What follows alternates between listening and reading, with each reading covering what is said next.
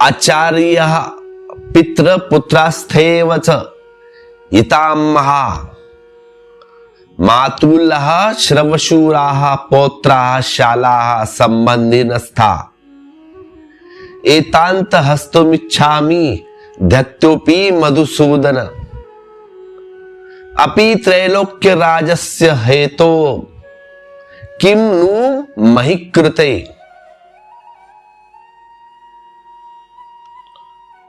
इसका अर्थ हुआ, गुरुजन, ताऊ, चाचे के लड़के और वैसे ही दादा, मामा, ससुर, पिते, साले तथा और भी सगे संबंधी लोग हैं।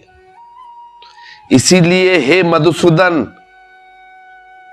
हे कृष्ण, मुझे मारने पर भी अथवा 3 लोक के राज्य लिए भी मैं इन सबको मारना नहीं चाहता हूं। अगर ये सारा 3 लोक का राज्य भी मिले तो मैं उन्हें मारना नहीं चाहता। फिर पृथ्वी के लिए तो कहना ही क्या। निहत्य धातराष्ट्रनः का प्रीतः स्वाज्यय जनार्दन पाममेव श्रयदस्य हत्वे ताना तयानिह। हे जनार्दन, हे मधुसूदन, धृतराष्ट्र के पुत्रों को मारकर भी हमें क्या प्रसन्नता होगी। ये सारे मेरे भाई हैं, इन आततियों को मारकर तो हमें पाप ही लगेगा ना। पूछ रहा है भगवान से प्रश्न।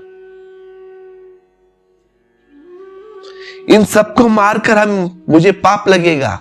बार बार फिर अर्जुन जो कह रहा है वह बहुत विचार योग्य है। इसमें जरा 2-3 बातें ख्याल लेने जैसी है। कौन सी बात? अर्जुन कह रहा है कि अपने स्वजनों को मारकर अगर 3 लोक का राज्य भी मिले तो मैं लेने के लिए तैयार नहीं हूं। माधव,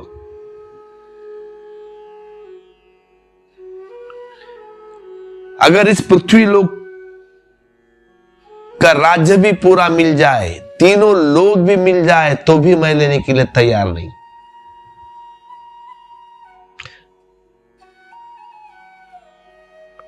अब ये सुनकर आपको लगेगा ये अर्जुन बहुत बड़ा त्यागी होगा, बड़े त्याग की बात कर रहा है। लेकिन यहां पे एक बात बता दूं, ऐसा नहीं है। आप बोलोगे ये वाक्य तो पढ़े हैं, हमने भी सुने हैं, ये बात कैसी कर रहे हो आप?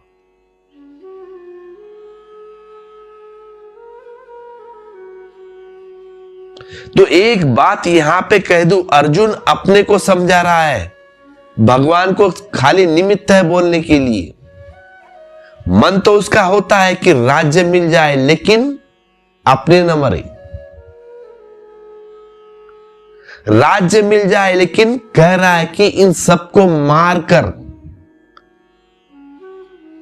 अगर 3 लोक का राज्य भी मिल जाए, हालांकि कुछ मिला नहीं है उसे अभी, सिर्फ कह रहा है, बोल रहा है कि इनको मारकर अगर मुझे 3 लोक का राज्य भी मिल जाए तो भी बेकार है।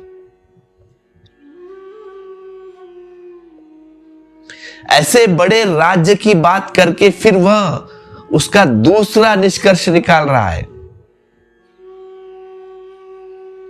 कि तब पृथ्वी के राज्य तो क्या प्रयोजन। अब बात कर रहा है पृथ्वी के सारे राज्यों की।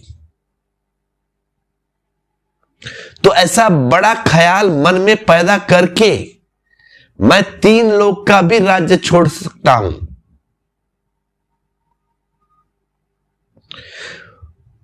पृथ्वी का तो राज्य छोड़ ही सकता हूं, 3 लोक का भी राज्य छोड़ सकता हूं।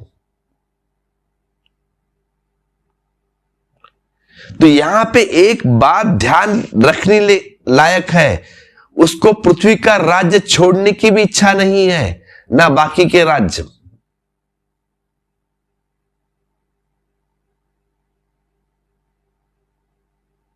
अगर कहीं गा उसके कहे कि देख 3 लोग का राज्य दे देते हैं हम, तो वह बड़ी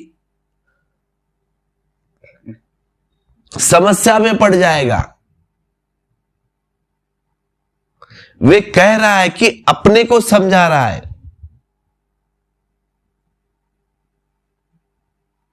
अब यह बड़े मजे की बात है कि बहुत बार जब हम अपने को समझाते हैं तो हमारे ख्याल में नहीं होता कि हम किन किन तरकीबों से अपने को समझाते हैं। अपने की खुद की बात कर रहा हूं मैं, थोड़ा वक्त अर्जुन को बाजू छोड़ दे। हम किन किन तरकीबों से अपने को समझाते हैं। बड़ा मकान देखकर पड़ोसी को हम कहते हैं क्या रखा है बड़े मकान में। बड़ा फ्लैट देके कहते हो ना, क्या इतने बड़ा फ्लैट लेके क्या करना है। लेकिन जब कोई आदमी कहता है क्या रखा है बड़े मकान में या फ्लैट में, तो उस आदमी को बहुत कुछ रखा है। सिर्फ ऊपरी कह रहा है कि बड़े फ्लैट में क्या है, बड़े मकान में क्या है, निश्चित रखा होगा इसलिए कह रहा है। अन्यथा बड़ा फ्लैट बड़ा मकान उसे दिखता ही नहीं और वह कहता भी नहीं। वह अपने को समझा रहा है, अपने मन को सांत्वना दे रहा है कि इसमें क्या रखा है।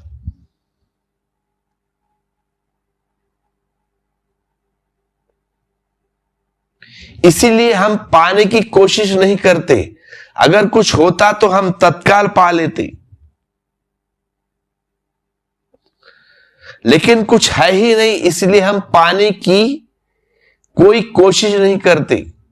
और यह अर्जुन कह रहा है कि 3 लोग के राज्य में भी क्या रखा है, इसलिए पृथ्वी के राज्य में तो कुछ भी नहीं रखा है। मतलब 3 लोग का राज्य मैं ठुकरा सकता हूं, तो इस पृथ्वी के राज्य की क्या बात है, इस छोटे से टुकड़े की क्या राज्य है, बात क्या है। इस छोटे से टुकड़े के लिए इतने प्रियजनों को मारूं मैं, इतने भाइयों को मारूं मैं।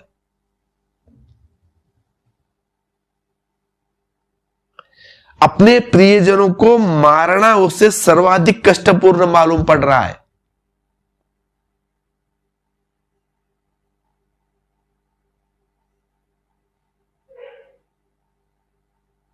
कष्टपूर्वक, क्योंकि स्वभावतः सारा परिवार वहां लड़ने के लिए खड़ा है, उस रणभूमि में कुरुक्षेत्र की। और ऐसे युद्ध बहुत कम मौके पर आते हैं जहां रणभूमि में सारा परिवार एक दूसरे को मारने के लिए तैयार है। इसीलिए ये महाभारत का युद्ध भी बड़ा विशेष है। और युद्ध की तीक्ष्णता यही है कि महाभारत की एक एक परिवार कटकर खड़ा है। उस कटाव में सब दुश्मन नहीं है, सब अपने ही हैं, परिवार के लोग। कहना चाहिए जो फर्क है यह थोड़ा सोचने जैसा है। वह दुश्मन और मित्र का कम है, फर्क इतना ही है, कम मित्र और ज्यादा मित्र।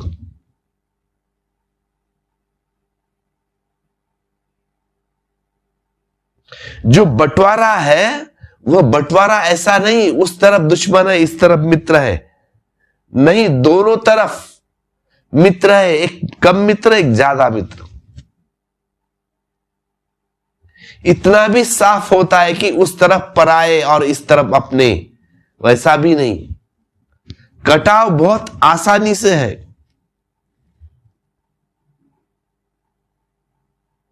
अगर कटाव बहुत आसानी से हो जाता तो अर्जुन ठीक से मार पाता। उधर दुश्मन, इधर अपने, इधर शत्रु, इधर मित्र, तो सीधा उठाता प्रत्यंचा और मार देता। लेकिन नहीं, ऐसा नहीं, दोनों तरफ अपने हैं। बंटवारा बहुत अजीब है। और ये बंटवारा बहुत महत्वपूर्ण भी है, अर्थपूर्ण भी है। अजीब बंटवारा ऐसा है कि इस तरफ अपने थोड़े जो ज्यादा मित्र है इकट्ठा है, और सामने जो थोड़े कम है वहां इकट्ठा है। उस तरफ जो खड़े हैं वह भी मित्र है, थोड़े कम प्रियजन भी है, और विशेष उस तरफ उसके गुरु उसके विरोध में खड़े हैं।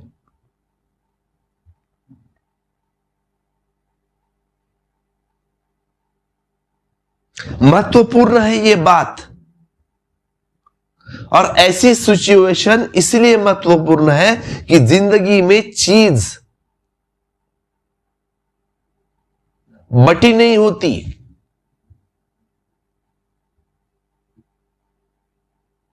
जिंदगी में चीज काले और सफेद में बटी नहीं होती। जिंदगी ग्रे का फैलाव है।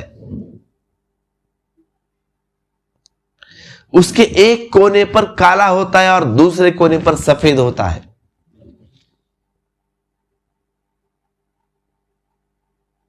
लेकिन जिंदगी के बड़े फैलाव में काला और सफेद मिश्रित होता है।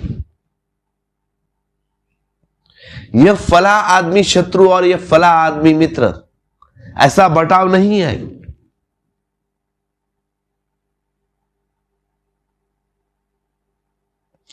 फला आदमी कम मित्र और फला आदमी ज्यादा मित्र, फला आदमी कम शत्रु और फला आदमी ज्यादा शत्रु, ऐसा है, ऐसा बटाव।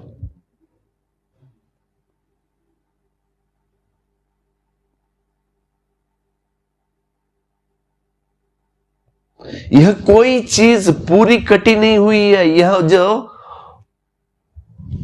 उलझाव है यह सब चीजों में कम ज्यादा में बटा है।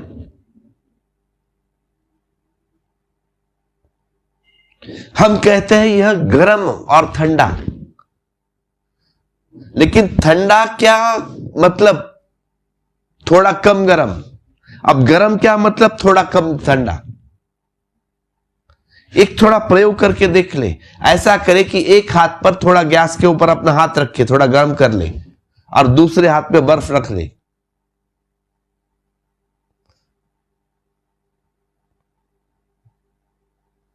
थोड़ा वक्त रुके, फिर दोनों हाथ एक पानी में डाले, नॉर्मल पानी में, तो आप बड़ी मुश्किल में पड़ जाएंगे। वैसे ही हालत अर्जुन की है। एक हाथ कहेगा आपका पानी गर्म है और एक हाथ कहेगा पानी ठंडा है, लेकिन पानी तो पानी है।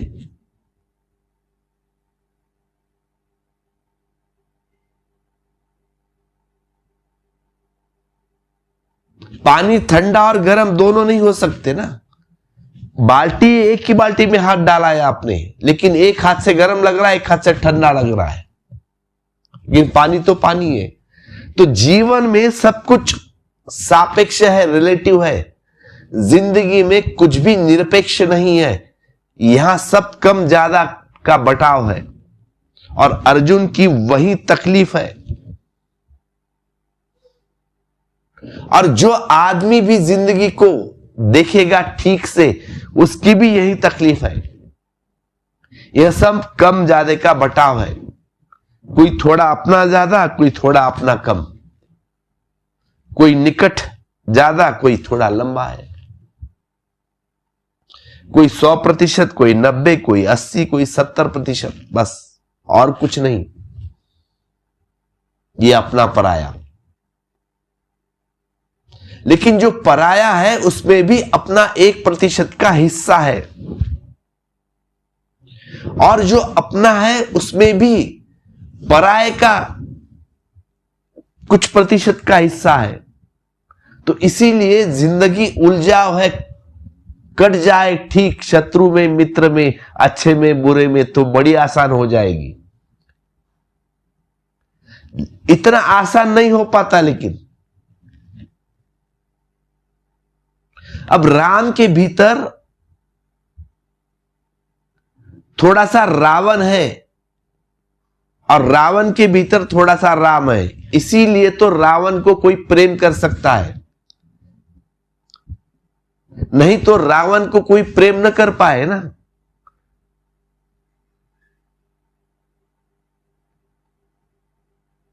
रावण को कोई प्रेम कर पाता है, रावण में भी कहीं ना कहीं किसी ना किसी को दिखाई पड़ता है राम, इसीलिए प्रेम पड़ता है ना, प्रेम होता है। और राम से भी कोई शत्रुता करता है, क्योंकि उसमें भी, राम में भी कहीं ना कहीं थोड़ा सा रावण दिखाई पड़ता है, इसीलिए शत्रुता होती है। यहां पे बड़े से बड़े संत भी थोड़े पापी दिखाई पड़ते हैं, और इसीलिए जिंदगी में सिर्फ सापेक्ष विभाजन है। और बड़े से बड़े पापी में भी थोड़ी संतत्व दिखाई पड़ता है। और अर्जुन की भी यही तकलीफ है कि सब अपने ही खड़े हैं एक ही परिवार में, बीच में रेखा खींच दी बस, उस तरफ थोड़े कम अपने, इस तरफ ज्यादा अपने, लेकिन हर हालत में अपने ही मरेंगे। यह पीड़ा पूरे जीवन की पीड़ा है, और यह स्थिति, यह सिचुएशन पूरे जीवन की स्थिति है। इसलिए अर्जुन के लिए जो प्रश्न है वह सिर्फ किसी एक युद्ध स्थल पर पैदा हुआ प्रश्न नहीं है, वह जीवन के समस्त स्थलों पर पैदा हुआ प्रश्न है।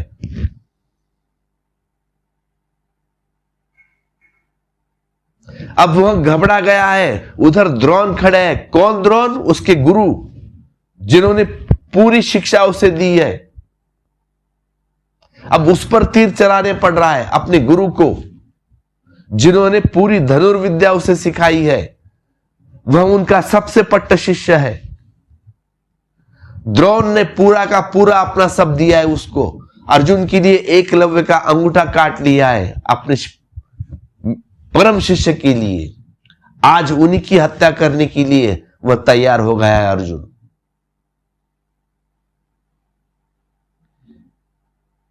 जिस गुरु ने अपने शिष्य को पूरा खून पसीना देकर खड़ा किया है, अपना पूरा का पूरा सार उसमें डाला है, उधेड़ डाला है, आज धनुष्य बाण उसी के सामने कर प्रत्यंचा लेके खींच से खड़ा है अर्जुन युद्ध करने के लिए।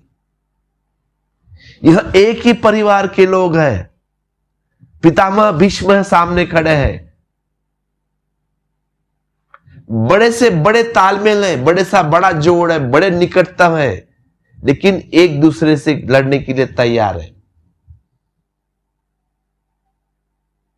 तो अपनी जिंदगी को देखो तुम बहुत गहरे में, तो जिंदगी के सब कुछ युद्ध अपनों के ही युद्ध है, क्योंकि पृथ्वी पर एक परिवार से ज्यादा नहीं है। हिंदुस्तान पाकिस्तान लड़ेगा तो अपना ही परिवार लड़ेगा, अपने सिख छोड़कर चले गए ना। अगर चीन से भी युद्ध हो गया तो चीन ने अपनी सारी बुद्ध की धरोहर बचाई है। मैं ये नहीं कह रहा हूं कि चीन अपना है, दोस्त है, लेकिन बौद्धों की सारी धरोहर चीन ने बचाई है।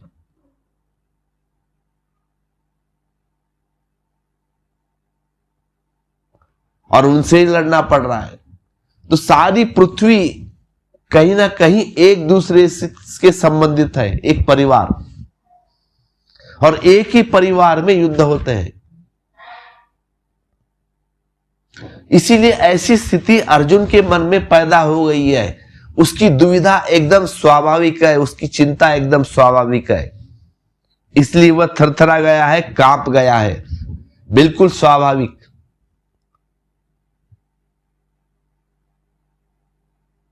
सामने द्रोण खड़े हैं, भीष्म खड़े हैं, अपने जिनसे वह अति प्रेम करता है। इस दुविधा से क्या निस्तार है? या तो आंख बंद करके और युद्ध से कूद जाए, या आंख बंद करके भाग जाए। ये दो ही उपाय उसे दिखते हैं।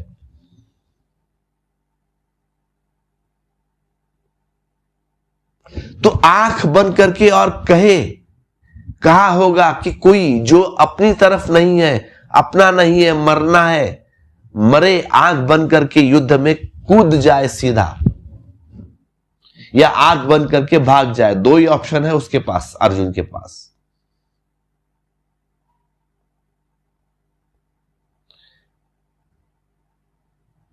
लेकिन भगवान सारथ्य कर रहे उसका, वो भी कौन? श्री कृष्ण। तो भगवान उसको उपाय सुझाते हैं तीसरा। भगवान बहुत चतुर है। कृष्ण जो उपाय सुझाते हैं वह सीधा नहीं है, वह लीस्ट ऑफ रेजिस्टेंस का नहीं है।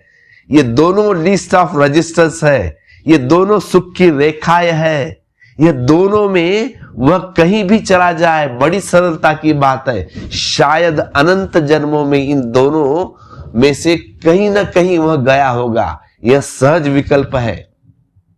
लेकिन भगवान कृष्ण एक तीसरा विकल्प सुझाते हैं उसे, जिस पर वह कभी न गया हो। वह तीसरा विकल्प बड़ा कीमती है। और जिंदगी में जब भी आपको दो विकल्प आए तो निर्णय करने की पहले कि तीसरे के संबंध में सोच लेना, क्योंकि वह तीसरा सदा महत्वपूर्ण है। वे दोनों हमेशा वही है जो आपने बार बार चुने हैं। कभी ना कभी इससे थक कर गए होंगे तो विपरीत, कभी इसे थके तो कभी ये पकड़ा है, ये नहीं तो वो, लेकिन दो में से एक चुना है। द थर्ड, तीसरा बड़ा महत्वपूर्ण है जो ख्याल में नहीं आता। उस तीसरे की बात श्री कृष्ण कर रहे हैं।